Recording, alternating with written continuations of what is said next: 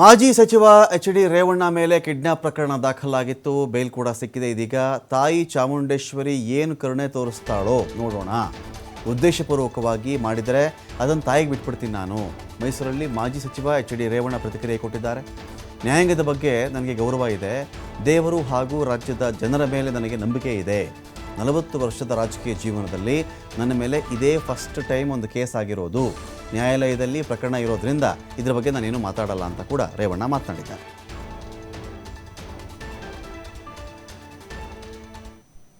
ರಾಜ್ಯದ ಜನತೆ, ನಾನು ಸುಮಾರು 40 ವರ್ಷಗಳ ಕಾಲ ರಾಜಕೀಯದಲ್ಲಿದ್ದೀನಿ. ನನ್ನ ಜೀವನದಲ್ಲಿ ಇದೇ ಫಸ್ಟ್ ನನ್ನ ಮೇಲೆ ಕೇಸ್ ಇರೋದು. ನ್ಯಾಯಾಂಗದಲ್ಲಿ ನಾನು ಇವತ್ತು ನಂಬಿಕೆ ಇದೆ. ನ್ಯಾಯಾಂಗ ಇವತ್ತು ಏನು ಬಿಟ್ಟರೆ ಆ ತಾಯಿ ಚಾಮುಂಡೇಶ್ವರಿ ಏನು ಕರುಣೆ ತೋರಿಸ್ತಾಳೆ ಅದು ಬಿಟ್ಟು ನಾನು ಏನು ಹೇಳಿಲ್ಲ ಸರ್. ನಾನು ಇವತ್ತು ನ್ಯಾಯಾಲಯದಲ್ಲಿ ಕೇಸ್ ಇರುವಾಗ ನಾನೇನು ಮಾಡ್ತೇನೆ.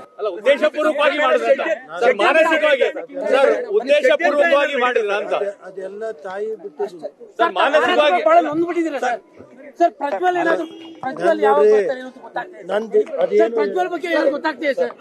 ರಾಜ್ಯದ ಜನತೆ, ನಾನು ಸುಮಾರು 40 ವರ್ಷಗಳ ಕಾಲ ರಾಜಕೀಯದಲ್ಲಿದ್ದೀನಿ. ನನ್ನ ಜೀವನ